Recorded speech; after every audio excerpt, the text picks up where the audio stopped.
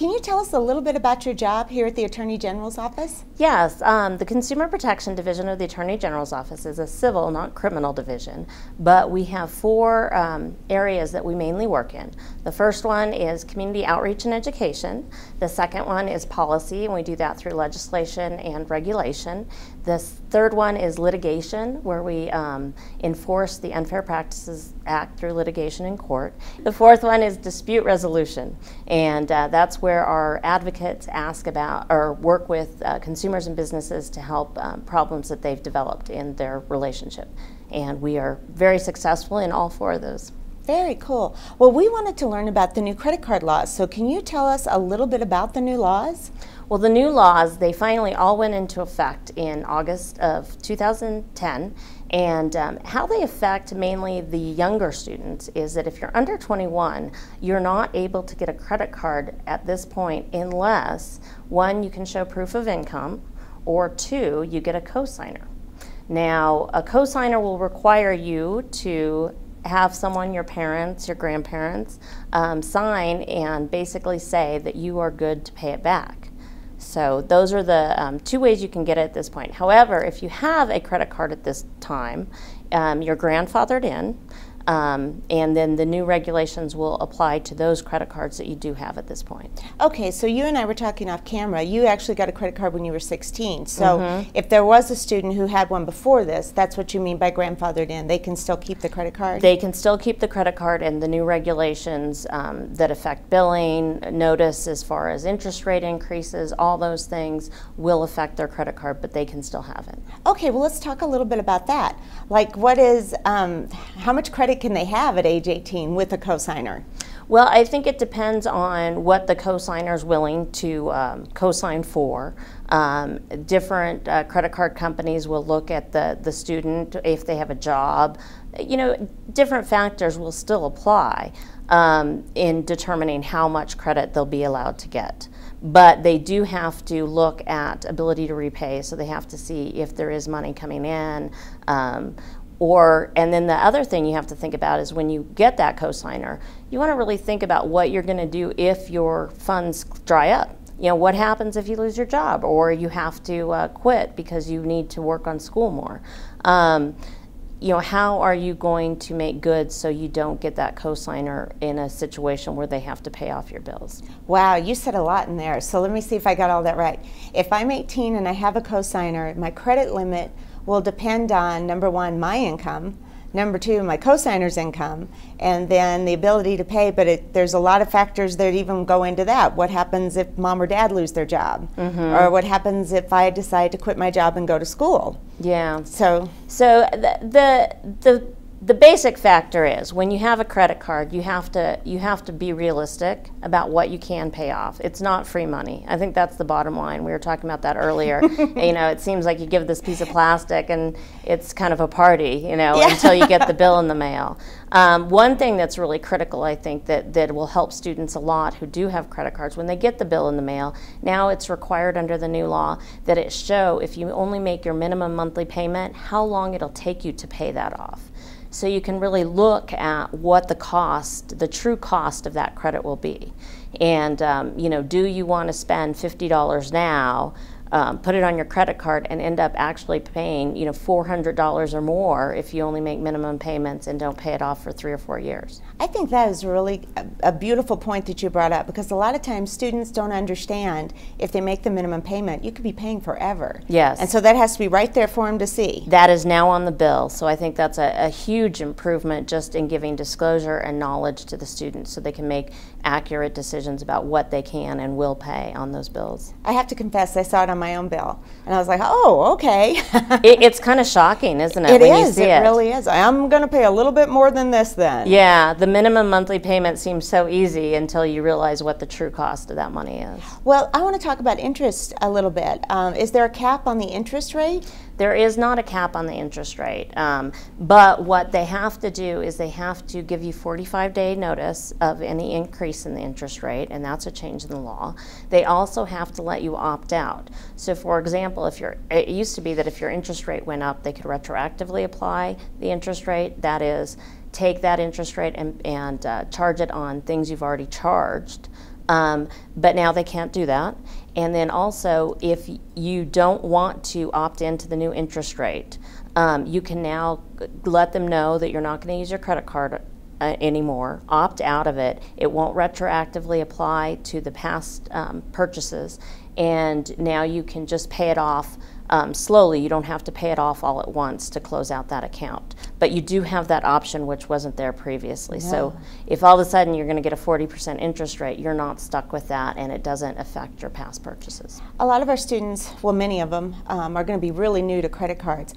So for you, this may be kind of old hat, but what is involved in your interest rate? What determines what interest rate you will get?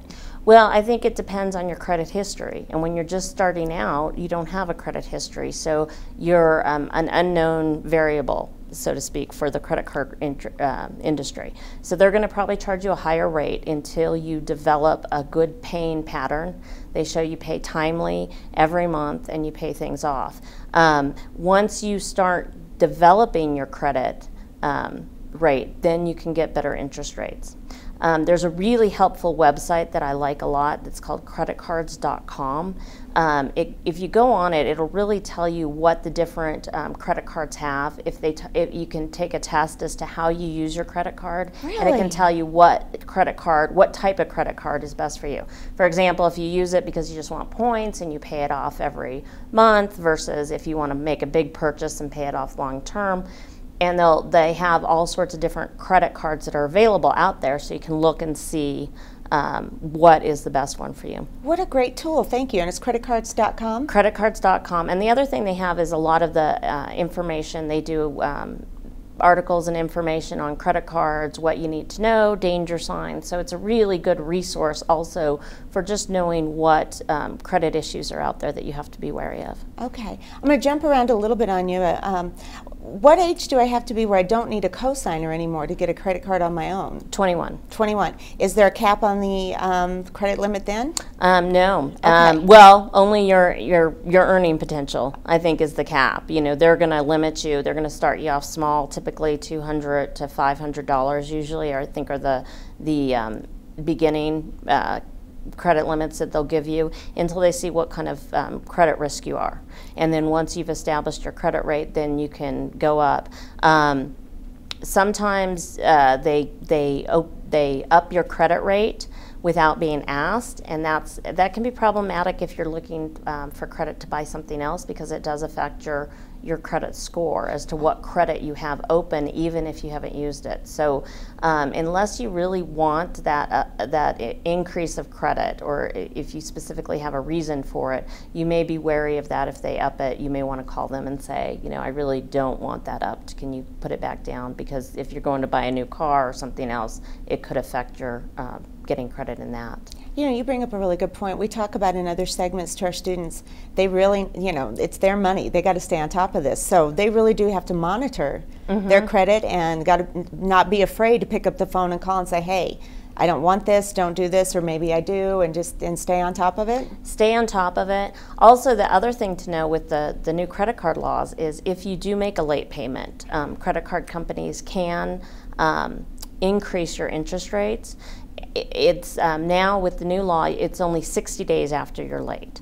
But then if you pay on time for 6 months, they need to revisit it. So if you had a problem, you lost your job, you weren't able to pay, and then you make it up and you have 6 months of good payment, don't be afraid to call the credit card and say, look, I'm on time, I've made up, I had a problem, but I've taken care of it.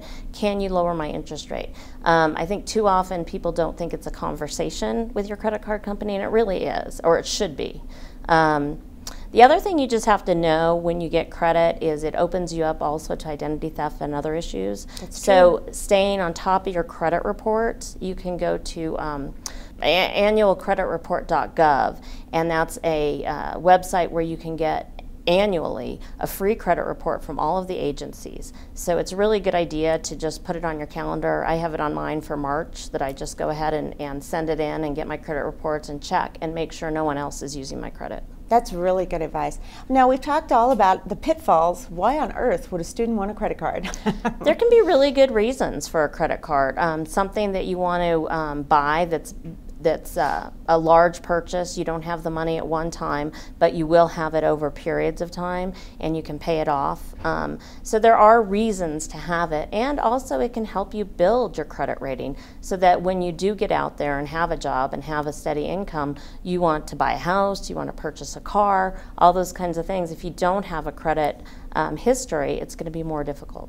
That's very true, because I was talking earlier, again, we were talking off camera, and our own example, or my own example was, you got it, you got excited, or I did, I went out and spent it, and I ruined my credit. Yeah. When I could have used it as a tool to help me just a few years down the road to build really good credit. It really can be a tool, and then it helps you as to what interest rate you get on a mortgage if you buy a house, or what interest rate you get on a car, because if you don't have credit or don't have a good credit history, your interest rates are going to be higher. So it can be really a tool to help you in the future save money.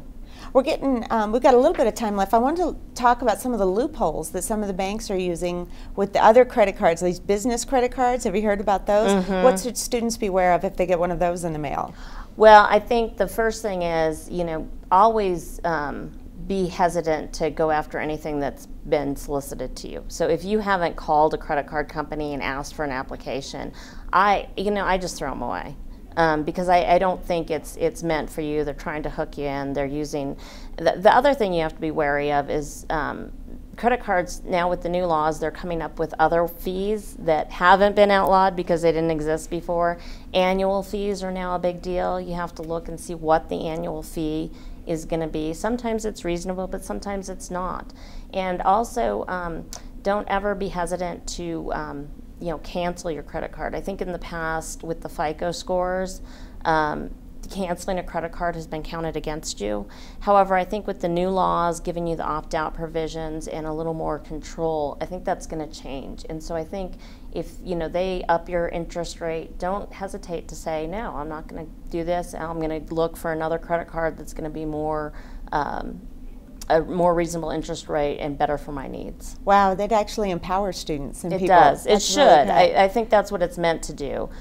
So I hope people take advantage of it and use it in that way. Could you give our students like a definition of an annual fee? What is it to them? What does that mean when they see it on their card? An annual fee, it's a fee that will be charged annually. It can be anywhere, I've seen $75 to $500. But instead of having other fees like overdraft fees, that kind of thing, over limit fees, which credit cards are no longer to do anymore, which means if you go over your limit, you're charged like an excess fee of like $30 a day until you pay off and get under your limit again. But the annual fee kind of takes the place of that. And it can be good if you're not going to charge a lot or you want that low rate. You just have to look, is that $100 worth it? Or should I go with a little bit higher rate if I'm not going to, charge a lot? So those are just questions to be asked and things to look at when deciding what credit card is best for you. I'm so glad you said that because we didn't touch on that. So there are no overdraft fees anymore. No, that's one thing. No over limit fees. But your credit card will be declined.